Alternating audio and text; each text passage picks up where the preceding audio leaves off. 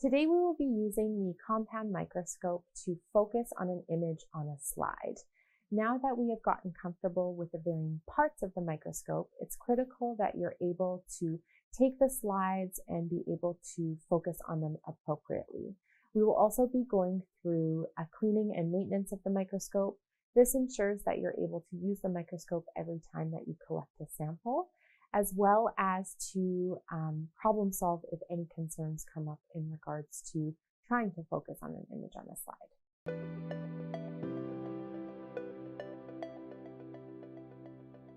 So I am going to start by removing the dust cover.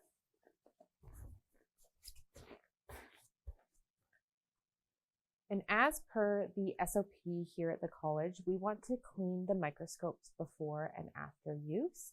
And so I will be utilizing a lens cleaner as well as an alcohol prep pad. So I'm going to grab an alcohol prep pad first, and this is going to be used only to clean the mechanical stage.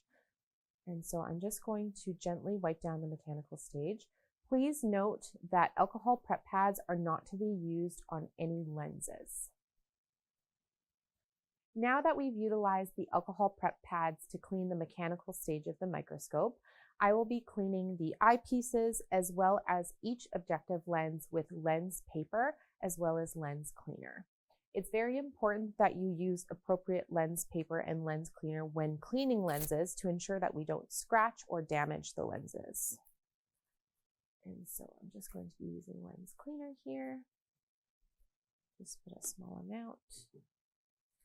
I'm going to start off by cleaning my ocular lenses here. And then I'm just getting fresh lens paper and lens cleaner, and I'm just going to gently clean each objective lens. And please note for the 100 times objective lens, if you see oil on your lens paper, you may need to clean this objective lens a few times using fresh lens paper and lens cleaner until it comes away clean. So now I'm going to turn on my microscope. So I'm going to unplug the power cord from the back of the microscope and into the power source. And then before turning on the rheostat of the microscope, I'm actually going to grab my slide that I'll be utilizing, and using the sample holder, I'm going to gently place the slide into its location, just so it's nice and housed. And then I will be turning on the rheostat all the way up, and you will see those blue lights come and increase along the microscope. And I want that rheostat all the way up so that the lights are all the way up as well.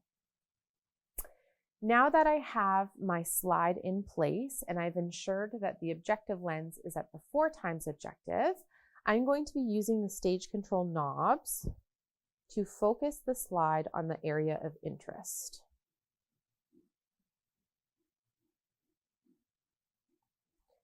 I'm now going to make sure that the eyepieces are adjusted to my eyes. And within some of the eyepieces here at the college, as well as you may see it out in the veterinary clinic, there is something called a pointer in the eyepiece, and it looks like a black arrow. This pointer is very important to be used to help you with identifying an object, especially here during lab. If you're wanting to point out an object to an instructor, you can utilize that pointer in the eyepiece to focus directly on your area of interest. Some microscopes do not have the pointer within the eyepieces, but some of them do. Now that I have my eyepieces nice and focused to my eyes, I'm going to be using the coarse focus to bring the slide into view at the 4 times or the scanning objective lens.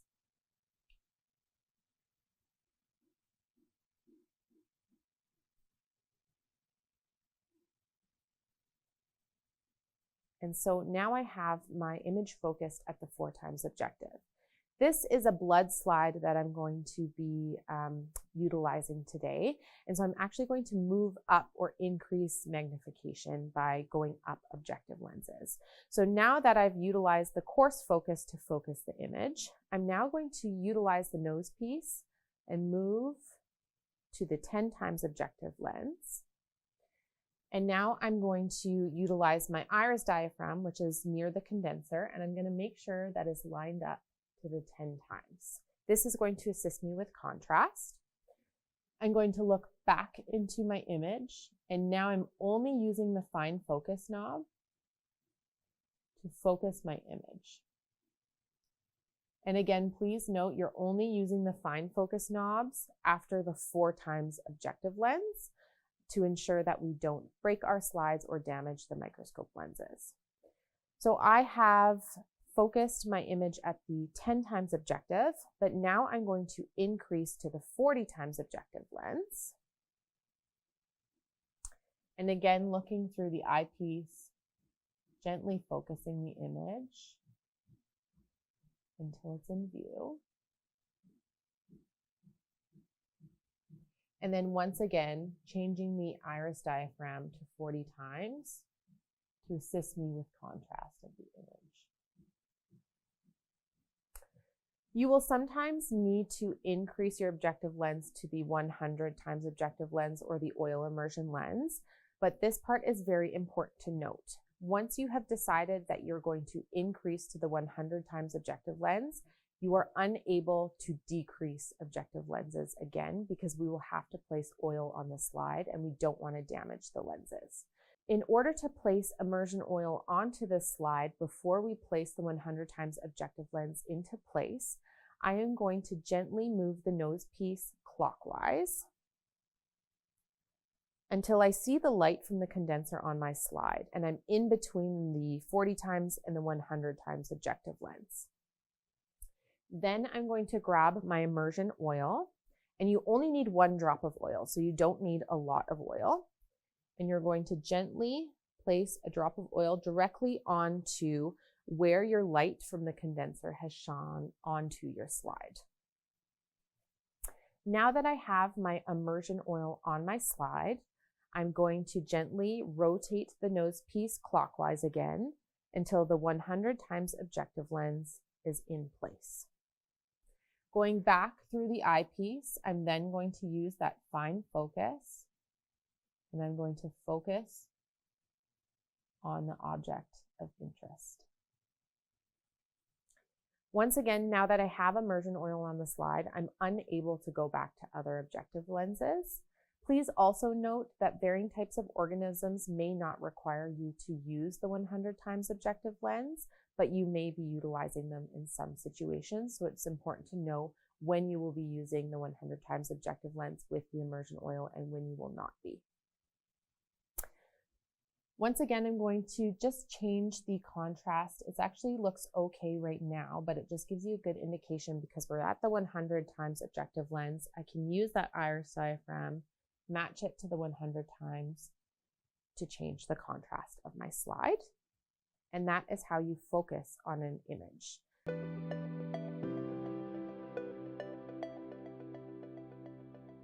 So now that we have viewed our image on the slide and we have the information that's required for a veterinarian, I'm now going to show you how to safely clean and store your microscope. So what we're going to do, since we have our objective lens currently on the 100 times objective, I am actually going to move the nose piece to the 4 times objective lens. This is very important to note whenever you are storing the microscope or you're done utilizing the microscope to place it back at the 4 times objective, because that objective lens is shorter than the others. So even when you're coming from the 100 times objective lens, you are able to place it back at the 4 times because there's a large distance to your slide.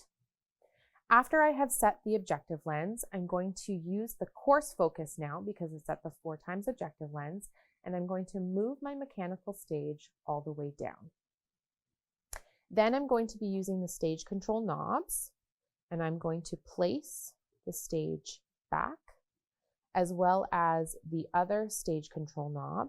I'm going to ensure that I move that sample holder so that it fits into place within the mechanical stage. I then can use the sample holder lever to remove my slide and dispose of it correctly. And then what I'm going to do is ensure that the iris diaphragm is back at that 10 times spot so that when we use it next time, our contrast is set for that objective lens. And now I'm ready to go ahead and clean my microscope again. So before I clean the microscope, I'm going to use the rheostat, turn it all the way off. Then I can grab my alcohol prep pad again. I'm going to clean that mechanical stage as well as the sample holder and make sure that there's no oil or anything left. And then I'm going to use the lens paper and the lens cleaner again to clean each objective lens. Now, please note in this video, I did use that immersion oil. So I want to make sure that I don't cross-contaminate any immersion oil on the other objective lenses. So I'm actually going to use lens paper. And as long as it comes away clean and there's no concern, I'm going to reuse it on the 10 times objective lens to clean and the 40 times objective lens. You can also use fresh lens paper and lens cleaner if you're more comfortable with that between each objective lens. But specifically for the oil immersion lens, you'll see when I go ahead and just do a gentle dry wipe, you'll actually see a bunch of oil. And so we really want to clean that away.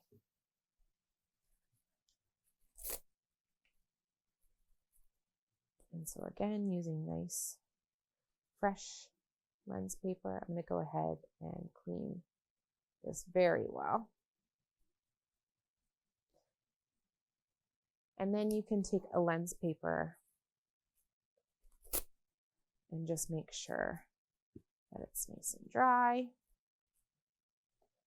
Lens cleaner is alcohol based, so it will evaporate over time, but we just want to make sure that we've cleaned off any residue that forms on it.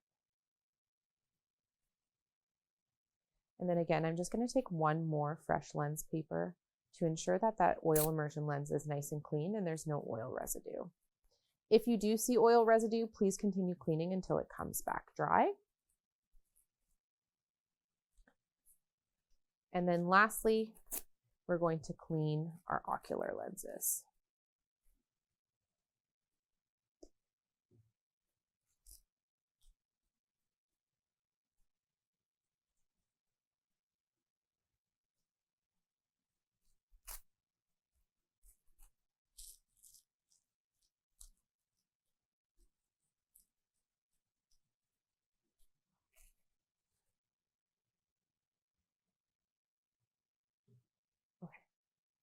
Now that my microscope is nice and clean, the mechanical stage has been set in its proper position, I can take the power cord out of the power source and plug it back into the back of the microscope. Please also ensure that your cord is nice and organized. You can use the Velcro straps to organize it as well if needed. And then I'm going to place that dust cover back on the microscope.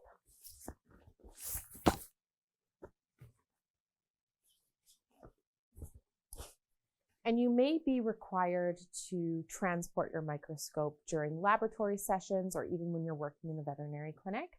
So to safely transport your microscope, you're going to make sure that you have one hand within the handle of the microscope, which is located near the back of your microscope. I'm going to gently place my other arm underneath the microscope, and I'm going to slide the microscope close to my body. This allows me to move around without ensuring that the microscope is going to fall. And then you're able to transport the microscope to where you need to.